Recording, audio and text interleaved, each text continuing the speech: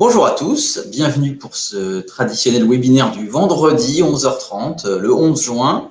Alors aujourd'hui, on va parler des actions chez Sony Asset Management, qui est pour beaucoup d'entre vous pas notre univers historique, parce que comme vous le savez bien, la genèse de Sony, c'est de la gestion obligataire, avec une équipe de gestion dirigée par Jacques Cadenat, un ancien gérant de fonds en euros, toujours aux manettes de la gestion chez nous. Et il y avait dans nos magasins, malgré tout, cette gestion action dont on a relativement peu parlé. On a plutôt appuyé notre développement sur la partie gestion obligataire. Et depuis maintenant quelques temps, cette gestion action, on la pousse un petit peu, on la met en avant, et on la met en avant essentiellement au travers d'une évolution de l'équipe.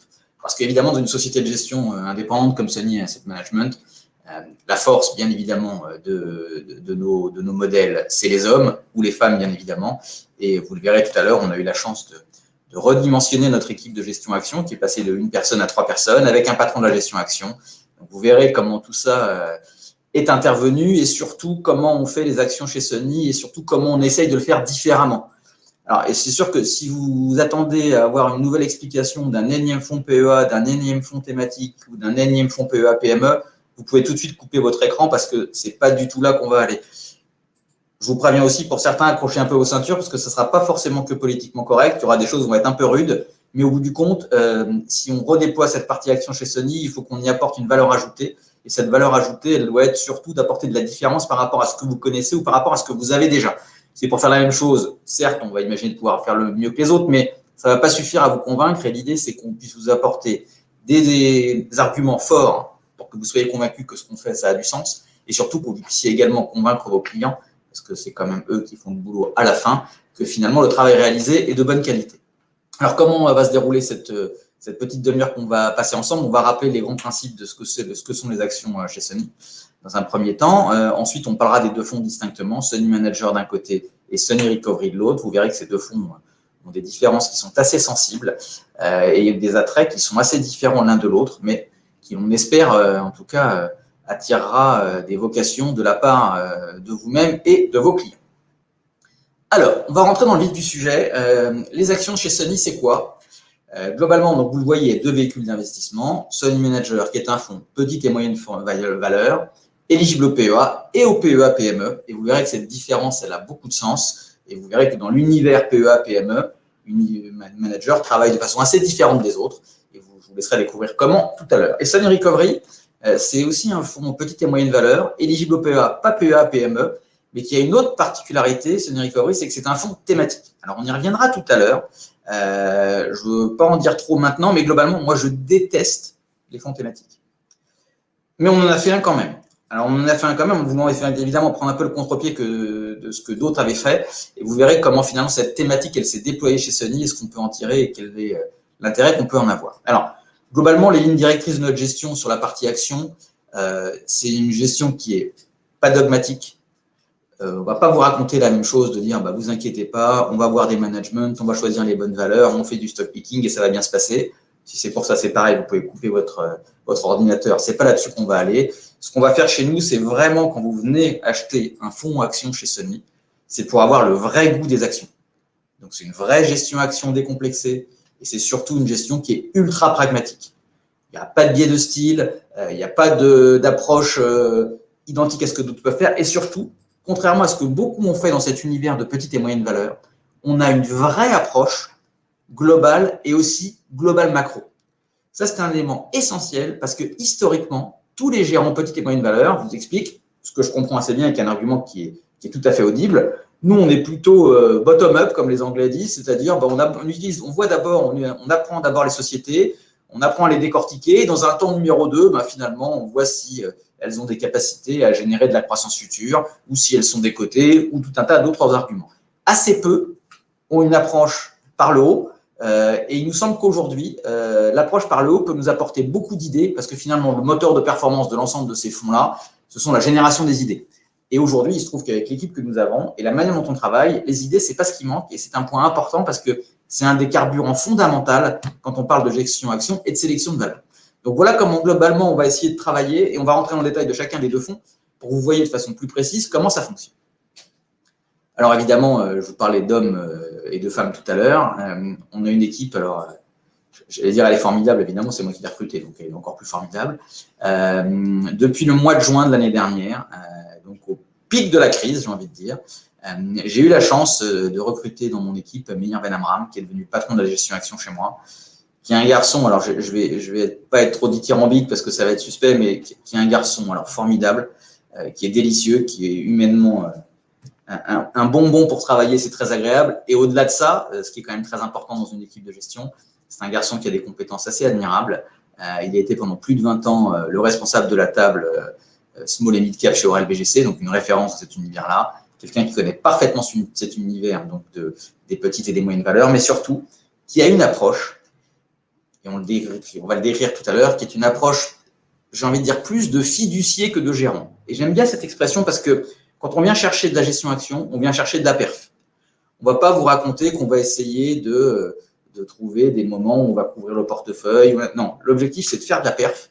Et vous allez voir quels sont les moteurs de performance de manager et de recovery avec un ADN qui est très particulier. Je disais tout à l'heure, ce n'est pas une gestion dogmatique et c'est vraiment le vrai goût des actions, une vraie gestion décomplexée. L'objectif, c'est vraiment de faire de la perf. Si vous voulez faire un truc en disant je vais acheter des actions, mais en essayant d'en faire, d'être protégé si demain les marchés sont un peu chahutés, pareil, venez pas chez nous, c'est pas ça que vous allez trouver.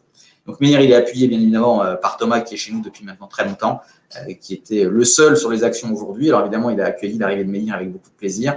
Et puis une troisième personne qui n'est pas à l'écran aujourd'hui, qui est un analyste junior qui nous a également rejoint pour faire tout ce travail en termes de sélection de valeur et d'essayer de générer de la performance. Alors, vous verrez que au-delà des 3 personnes, on va y revenir, dans Manager, il y a aussi d'autres choses qu'on a mises en place. Alors, l'ADN, il est simple. Il y a une analyse évidemment fondamentale qui est opérée par l'équipe de gestion et c'est une approche qui ressemble à une approche d'investisseur industriel. C'est-à-dire qu'en fait, quand on regarde une boîte, on essaye de travailler comme si on voulait acheter cette société. Donc ça, c'est un élément qui est très important, comme si on voulait l'acheter dans sa totalité. Cette approche industrielle qui peut se rapprocher, comme on peut parfois évoquer, du private equity, c'est vraiment un élément très structurant parce que c'est ce qui fait le point de départ de comment on va travailler. Maintenant, quand on a une approche d'industriel, on le fait vraiment comme un industriel. C'est-à-dire qu'aujourd'hui, celui qui a une approche industrielle, il ne le fait pas tout seul. Donc, il doit étudier un écosystème global et l'écosystème, je ne le fais pas qu'avec mon équipe de gestion. Et Meir a eu l'excellente idée depuis maintenant un certain nombre de mois de mettre en place un think tank, pardon pour l'anglicisme, un groupe de réflexion dans lequel participent des experts qui ne sont pas forcément des gérants de portefeuille, qui ne sont pas forcément des analystes financiers, mais qui sont des experts ou métiers, ou sectoriels, ou des gens qui ont travaillé dans de l'audit, ou des gens qui ont pu travailler pour de la gestion de fonds propres dans différentes sociétés. Donc, l'intérêt de ce groupe de réflexion, c'est qu'on va évidemment travailler dans ce groupe des idées et qu'on va s'enrichir des apports de chacun pour pouvoir valider ou pas une stratégie, un choix de société ou un mode opératoire. Ça, c'est vraiment essentiel et c'est de nouveau assez peu pratiqué dans la gestion action traditionnelle en France. Et ce think tank, évidemment, il a beaucoup de richesses. Alors, il évolue avec le temps en termes de nombre de personnes, en fonction des sujets traités, en fonction des points macro qu'on doit avoir en place. Et ça, c'est vraiment très important également pour filtrer l'information et trouver des bonnes opportunités d'investissement. Alors après, bien évidemment, quand on fait ça et qu'on a toujours cette approche industrielle, on doit avoir une rigueur sans faille. Et cette rigueur, elle passe par 2 choses. Un travail d'acharné. Ça, il ne faut pas l'oublier. C'est-à-dire que si on veut faire de la perf, si on veut être performant, si on veut trouver des bonnes idées, ça passe par beaucoup de travail et surtout d'aller chercher des choses que les autres ne vont pas aller chercher.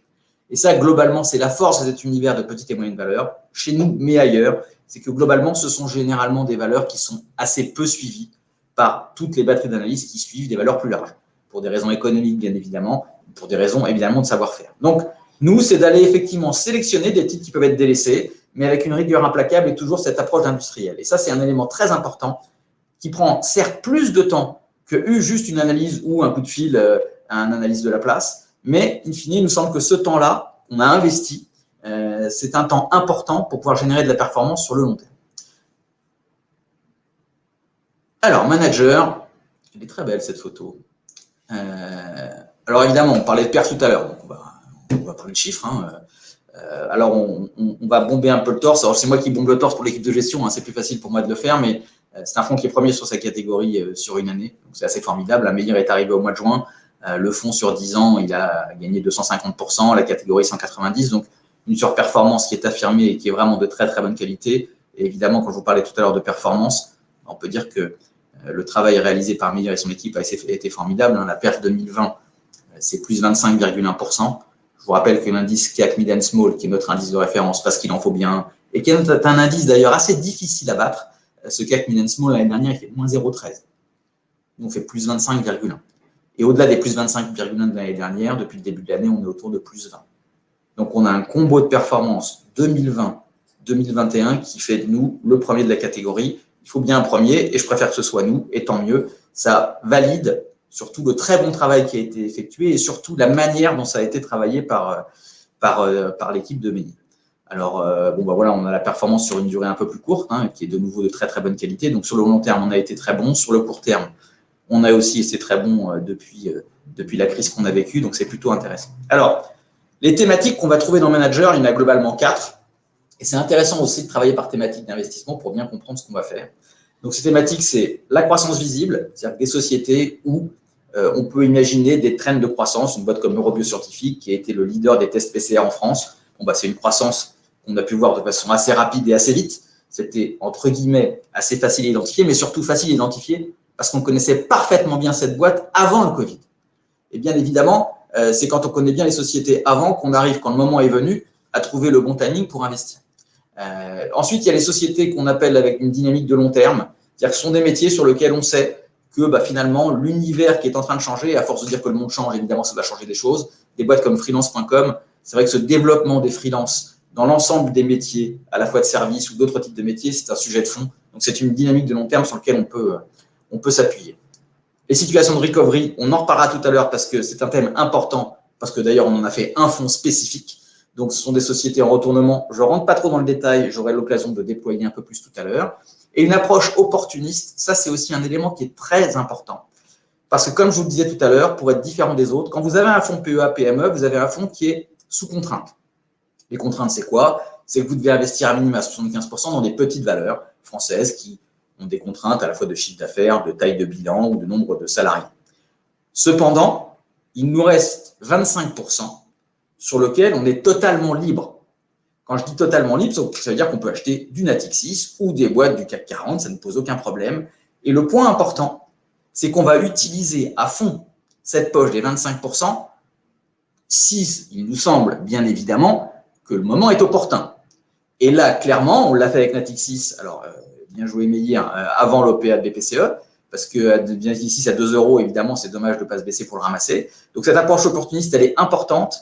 Et surtout, de nouveau, quand je parlais de non-dogmatisme tout à l'heure, ce n'est pas un fonds 100% petite valeur. Quand il y a des moments où on peut acheter des grandes valeurs parce qu'il y a une opportunité pour aller gagner de l'argent, parce que l'objectif, c'est de gagner de l'argent sur les valeurs qu'on va choisir, et on le fait. Ça nous a bien réussi l'année dernière. C'est un bon contributeur de performance à l'ensemble de la performance 2020, mais également 2021. Donc, on ne se prive pas de faire ça. Et aussi, un autre élément important, on n'est pas des ayatollahs de la value et de dire, voilà, on achète une valeur et comme on la connaît bien, on va la porter pendant 15 ans et on verra ce qui se passe dans 15 ans. On est sûr que les fondamentaux sont bons et ainsi de suite. Ce n'est pas du tout comme ça qu'on va travailler. Si on pense qu'une idée, elle est bonne sur un terme long, on va garder les sociétés sur un terme plus long, mais on ne se sent pas forcément attaché ou on n'a pas envie de devenir forcément amoureux ou d'un management ou d'une entreprise. Si à un moment, il nous semble que le parcours, il a été fait, on ne se posera pas de questions, on arbitrera la ligne pour en trouver d'autres et ainsi de suite. C'est une gestion qui se veut, bien évidemment, totalement dynamique dans un univers où on peut faire quand même beaucoup de choses et donc on ne va pas se priver de faire toutes ces choses-là.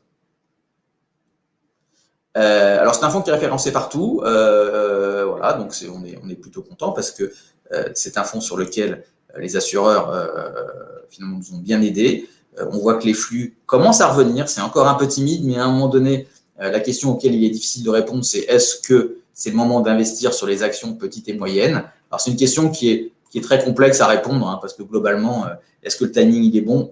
Pour être tout à fait honnête avec vous, on n'en sait rien. La seule chose, c'est qu'on se dit dans un univers aujourd'hui pour un client, personne physique, dans un contrat d'assurance vie ou dans un PEA, a fortiori dans un PEA ou a fortiori dans un PEA PME, on doit être investi. Pour un client en particulier dans un contrat d'assurance vie, si on pense qu'il faut avoir une poche action, utiliser du manager, il me semble que c'est effectivement une très bonne idée. Les perfs de long terme sont très bonnes, les perfs à court terme sont plutôt très bonnes. On a beaucoup d'idées, l'équipe est sur le pont, elle fonctionne bien et surtout, vous l'avez compris, on va se différencier très largement de ce qui peut être fait par ailleurs sur les fonds PEA/PEA PME traditionnels. Donc ça, c'est pour Sunny Manager. Pour Sunny Recovery, alors avant d'attaquer Sunny Recovery, évidemment, vous avez un onglet sur le côté où vous pouvez poser des questions. Hein, donc n'hésitez pas à poser les questions si évidemment vous le souhaitez. Alors, Sunny Recovery, je vous le disais tout à l'heure, donc c'est un fonds Action française de société en retournement.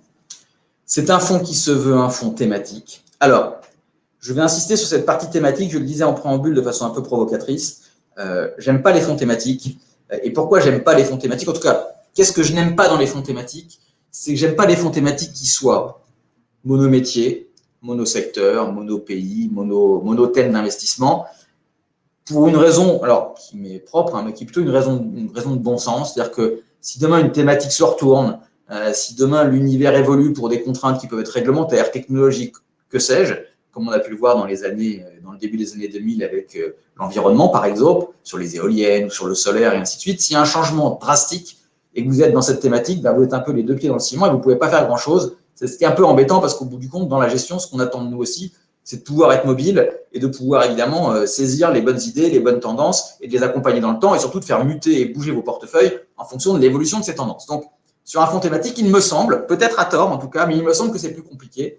Et on s'est évertué chez Sunny depuis le début à ne pas faire ça. En revanche, ce qui m'a toujours intéressé, et quand je discutais avec Meïr avant qu'il arrive chez nous, c'est-à-dire que cette idée de fonds Sunny Recovery, on l'a eu en début d'année 2020, donc avant le Covid.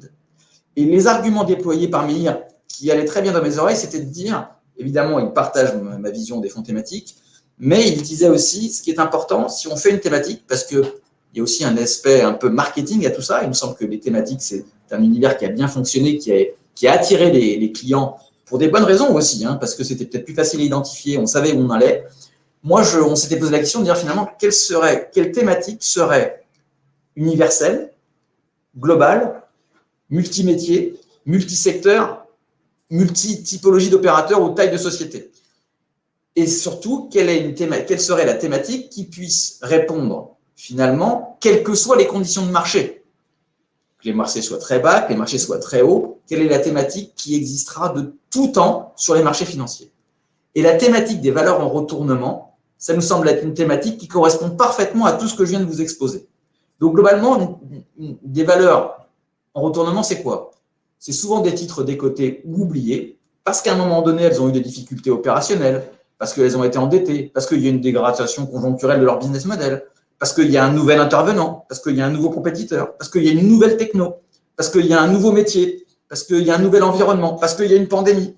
A fortiori, même si on avait pensé cette idée avant la pandémie, là, il y a un momentum sur cette typologie de valeur qui est formidable parce que beaucoup de boîtes, par définition, doivent se restructurer, se réinventer et reimaginer leur futur.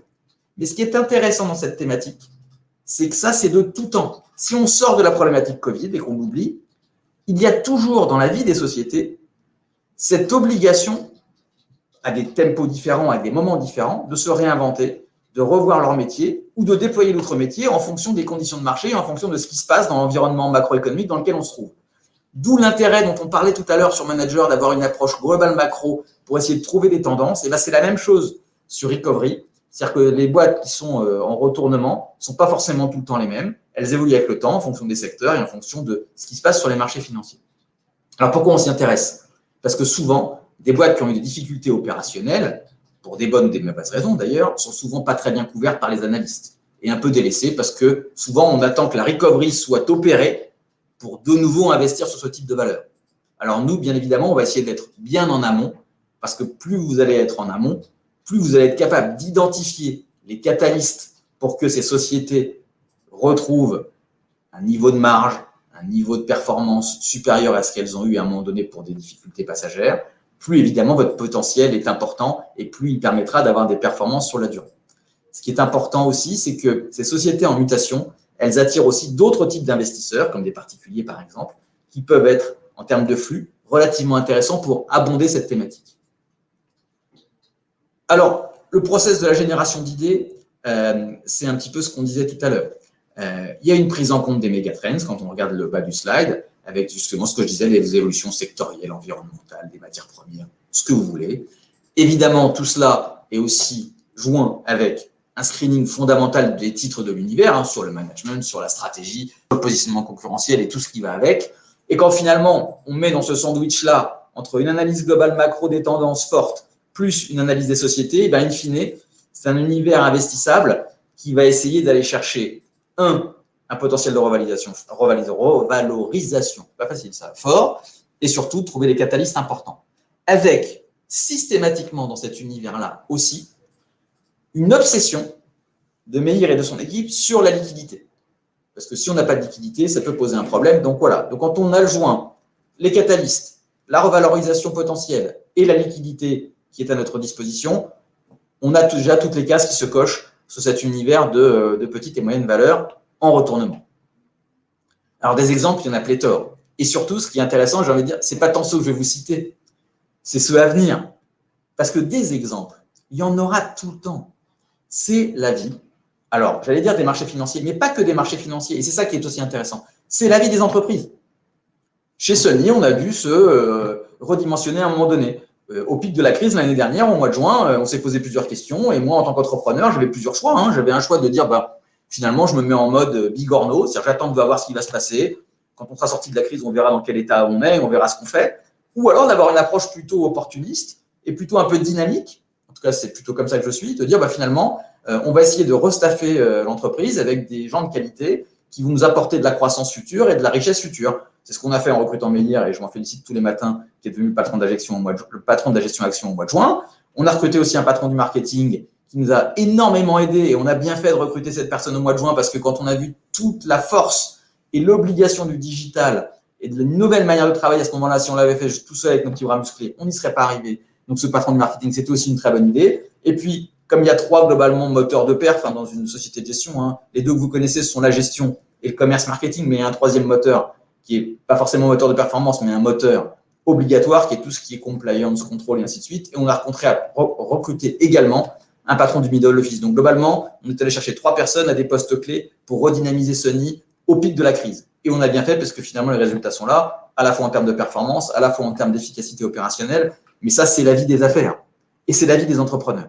Nous, on va chercher le faire sur des sociétés cotées. Et alors, des exemples, il y en a plein. Derichebourg, c'est un parfait exemple de situation de recovery. C'est une société qui est des services à l'environnement et aux entreprises. Et donc, globalement, c'est un titre qui était plutôt très décoté par rapport à ses valeurs d'actifs. Un titre que Meir et son équipe connaissaient parfaitement bien. Et surtout, il y a tout un tas de catalyseurs autour de la thématique environnementale qui a porté Derichebourg dans sa restructuration. Aujourd'hui, vous voyez les chiffres, le prix d'achat était autour de 3,50 €. Aujourd'hui, ça vaut autour de 8 €. Bon, c'était une bonne idée, on a bien travaillé. On a la même chose sur Showroom Privé, qui est là, pardon, je vais aller un peu vite. Dans le digital, où là, évidemment, c'était une société qui avait des difficultés financières et aussi une difficulté de positionnement avec un concurrent omnipotent qui s'appelle Vente Privée. Une société qui connaissait aussi très bien Meir, donc on a cherché finalement à essayer d'être très en amont sur cette partie-là, et in fine, ça s'est bien passé parce que l'augmentation du capital qui a été effectuée et avec un renforcement du management dans cette augmentation de capital sont des petits drivers qui font que globalement, le travail de restructuration a été bien fait. Ils ont monté en gamme sur leur partie, sur l'offre, et au bout du compte, ça a généré une augmentation des marges parce que très souvent, quand on parle de recovery, le point qui est essentiel, c'est que les boîtes, à un moment donné, se reconcentrent sur leur métier historique. La force de se reconcentrer sur son métier historique, c'est qu'on va couper tout un tas de coûts qui sont des coûts qu'on a pensé à un moment donné qui allaient être des coûts qui allaient générer de la croissance. Au bout du compte, ça ne l'a pas fait. Et quand on coupe tous ces coûts somptuaires, on s'aperçoit que généralement, en se recentrant sur son métier historique, on va redégager des niveaux de marge très intéressants. Et évidemment, quand les marges sont plus intéressantes, ça facilite l'augmentation du cours de bourse. Même exemple que pour Derichebourg, on a acheté en décembre sur Showroom Privé à un prix autour de 1,70, ça vaut aujourd'hui 3,50. Bon, voilà, pas besoin de faire de grandes études mathématiques pour qu'on se rende compte qu'on a doublé. Donc, on est très content et c'est typiquement ce type de potentiel qu'on va rechercher sur ce type de véhicule d'investissement. Je ne vais pas rentrer dans le détail de toutes les valeurs qui sont à l'intérieur du portefeuille parce qu'il me reste 5 minutes et je voudrais garder un peu de temps pour vous apporter aussi une vision globale sur la gamme de Sony et que vous compreniez un petit peu comment tout ça se situe dans tout ça. Alors, cette gestion action, comme vous avez pu le voir, elle est de bonne qualité. On ne va pas se dire qu'on n'a pas bien travaillé. Alors, vous le voyez sur le slide de performance à l'écran. Quand on regarde Manager, je vous disais, la perf 2020, elle est fantastique, hein, plus 25,1, c'est assez formidable. Hein. Pour vous donner un repère, battre son indice de 25%, pour être tout à fait honnête avec vous, je pense que ça ne nous arrivera plus jamais. Parce que c'est une surperformance versus un indice qui est très dur à battre, qui est stratosphérique. Depuis le début de l'année, on est autour de plus 20, alors plus 19,5. L'indice est à autour de plus 13, plus 14, donc on surperforme aussi l'indice, mais j'ai envie de dire, c'est pas le plus important, mais ça pour dire que quand on surperforme l'indice de 25%, ça peut pas être que de la chance. Voilà. C'est évidemment beaucoup de travail, c'est évidemment des choix pertinents et surtout une bonne vision de l'environnement dans lequel on est. Parce que faire de la gestion action sans bien comprendre l'environnement dans lequel on est, c'est un leurre. Et ça peut pas fonctionner. Et sur Recovery, c'est la même chose. Alors, on ne met pas les performances parce que le fonds a moins d'un an. Mais globalement, c'est un fonds qu'on a créé le 2 décembre de l'année dernière. Base VL100, on est à 121,90. Bon, je vous laisse faire le calcul. Hein. Pour ceux qui ont un peu de temps, prenez une calculette, mais ça ne devrait pas être nécessaire. Donc, de nouveau, on a très bien travaillé par rapport à cela. Mais j'ai envie de dire que cette approche de l'environnement, elle a aussi servi à l'ensemble de la gamme. Parce que le travail, c'est un travail global aussi dans une équipe de gestion. Et ce que Meir se plaît souvent à rappeler, c'est qu'il se sert aussi beaucoup de l'approche de Jacques et de Kevin sur la gestion crédit et sur la partie du high yield. Parce que c'est aussi générateur d'idées. Savoir comment les boîtes émettent du crédit, à quel taux de rémunération, comment sont les bilans et ainsi de suite. Il y a un cross d'idées qui est très intéressant. Et cette bonne analyse de l'environnement, on le retrouve dans les performances 2021 de l'ensemble de la gamme. Que ce soit sur Euro Stratégique, qui est notre fonds historique le plus prudent, sur Euro Crédit Opportunité. Alors, Euro Crédit Opportunité, je reprécise pour ceux qui seraient passés au travers de l'information. C'est l'ancien Sony Euro Stratégique Plus, que l'on a rebaptisé Sony Euro Crédit Opportunité, parce que bien évidemment, comme je le disais sur les actions tout à l'heure, quand on parle du fait que le monde a changé, il a aussi changé et surtout changé sur l'univers du crédit, avec toutes ces actions de banque centrale, d'aide d'État et ainsi de suite. Et au bout du compte, le Sony Euro Stratégique Plus, par rapport au Euro Stratégique historiquement, c'était de dire le plus, c'est j'achète plus de duration pour aller chercher plus de performance. Je ne rentre pas dans le détail, mais aujourd'hui, d'acheter du très long, c'est un non-sens. Et le très long ne rémunère pas forcément beaucoup plus que le très court. Donc, vous prenez plus de risques pour moins de rémunération. Vous avez compris, ce n'est pas ce qu'on fait. Donc, dans Euro Crédit Opportunité, c'est une vraie sélection de crédit. Comme on fait de la sélection de titres dans Manager, on fait de la sélection d'opportunités et de titres de crédit dans Euro Crédit Opportunité. Et les performances sont très bonnes depuis le début de l'année, sont très bonnes depuis un an. Et les classements sont de nouveau excellents parce que premier sur 927 fonds, honnêtement, c'est vraiment chouette. Sur Euro Stratégique, on est 36e. Sur Patrimoine 2.0, je vais revenir une minute, on est aussi très bien classé. Sur Manager, on est 3e sur 164. Donc, globalement, on a bien vu l'environnement dans lequel on était et qu'il fallait rapidement reprendre du risque une fois que les actions des banques centrales sont là. Et finalement, c'est ce que les gens attendent de nous. Et puis, les performances 2020 qui ont été tout à fait satisfaisantes parce qu'on a très bien résisté et que nos clients n'ont pas perdu d'argent, donc tant mieux. Je termine sur Sony Patrimoine 2.0, qui a aussi également changé de nom parce que c'est un fonds qui s'appelait Sony Multi Strategic Bonds. Alors, le nom était moche, hein. Je bats ma coupe, c'est moi qui l'avais choisi. Donc, il était moche et surtout, il n'était pas très cohérent et ne correspondait pas forcément à ce que le fonds faisait véritablement. Et Sony Patrimoine 2.0, comme son nom l'indique, c'est que, alors je vous disais tout à l'heure et je terminerai là-dessus, hein, je vais regarder après si vous avez des questions parce que je n'ai pas le temps de tout voir en même temps. Sony Multi-Strategic Bonds, ou Sony Patrimoine 2.0, pardon. Je vous disais tout à l'heure au préambule, je déteste les fonds thématiques, mais il y a un autre truc que j'ai toujours détesté, c'est les fonds patrimoniaux diversifiés flexibles. Bon, là, on a créé un fonds qui s'appelle Patrimoine 2.0, et de la même manière que pour les actions, moi, ce qui m'a intéressé dans le fait de relancer un fonds patrimonial, au-delà du fait que j'ai compris, et il ne faut pas non plus mettre des œillères tout le temps, que c'est une thématique qui a beaucoup été appréciée par l'univers des conseillers en gestion de patrimoine, parce qu'on a vu tout un tas de fonds truster les classements en termes de collecte, parce que c'était un univers qui était cohérent. Mais il me semblait que refaire de la gestion patrimoniale à l'ancienne, avec un peu d'actions, un peu d'obligues, en pensant que les obligues allaient couvrir les actions, on s'aperçoit que, et c'est pour ça d'ailleurs que je n'ai jamais trop aimé ce type de fonds-là, on s'aperçoit que ça a été souvent très déceptif. En 2018, c'était déceptif, en 2020, c'était déceptif, parce qu'évidemment, quand vous êtes dans un nouvel univers, un nouveau paradigme, et l'ensemble des classes d'actifs sont corrélées entre elles, évidemment, à la fin, vous n'arrivez pas à faire la différence. Donc moi, pour faire de la modernité sur un fonds patrimonial, il m'a fallu deux choses. Un, et j'espère que vous ne serez pas étonné par ça, une ressource humaine, parce que faire de l'ancien avec du vieux, ça ne marche pas. Donc, et moi, ce qui m'a importé dans Sony Patrimoine 2.0, c'était de dire finalement quelle nature de gérant serait capable de faire un truc un peu moderne sur la gestion patrimoniale. Et pour aller un peu plus loin, je me suis creusé en disant finalement, quel est l'acteur aujourd'hui dans les marchés financiers qui est le plus important?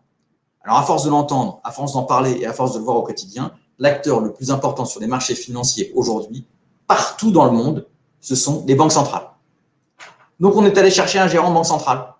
voilà, en se disant c'est ça le driver de l'économie future, parce qu'on ne pourra pas faire sans les banques centrales. Mais au-delà de raccourcis de langage, de dire bah oui, il y a des flux, il y a ceci, il y a cela, il faut quelqu'un qui soit bien capable de comprendre cet univers, parce qu'en pouvant décrypter cet univers, on a la capacité à aller faire d'autres choses sur de la gestion patrimoniale en conservant ce que les gens ont aimé dans cette gestion patrimoniale historique. C'est-à-dire un peu de simplicité, de la liquidité, une vision un peu globale et finalement de donner les clés du camion à quelqu'un.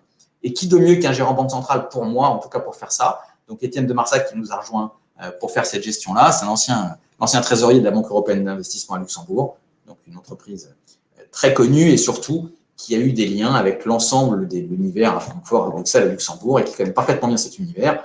Les performances sont aussi très bonnes parce que Q-Suite, depuis le début de l'année, on est très satisfait. On a bien fonctionné, on a bien vu la crise l'année dernière. Donc globalement, l'univers est plutôt satisfaisant. Donc je suis très content de ce qu'on a fait. Alors c'est le vendredi, ça permet de finir la semaine sur une très bonne note. J'espère que sur l'ensemble de nos prochains webinaires, on pourra continuer à délivrer ce niveau de performance. Mais en tout cas, on a bien travaillé, on est très content de tout ça. Et on espère qu'on va pouvoir continuer à bien travailler autour de ça. Alors maintenant, je vais aller voir s'il y a des questions. Alors non, il n'y a pas de questions particulières. Ça veut dire que ou j'ai été très clair, ou vous êtes parti. Mais non, je vois qu'il y a encore beaucoup de gens connectés. Donc écoutez, merci pour votre attention. J'espère que vous avez passé un beau moment. En tout cas, moi, je trouvais que c'était très sympa. Il y a beaucoup de choses à raconter aujourd'hui chez Sony. Donc écoutez, n'hésitez pas à nous solliciter, ou Blaise, ou moi, sur toutes les questions que vous pourriez imaginer, sur nos fonds, sur la gestion de trésorerie stable d'entreprise, qui est aussi un vrai sujet. Et donc, on se tient à votre disposition pour la suite. Merci à vous, bonne fin de journée, bon week-end et prenez bien soin de vous. À bientôt.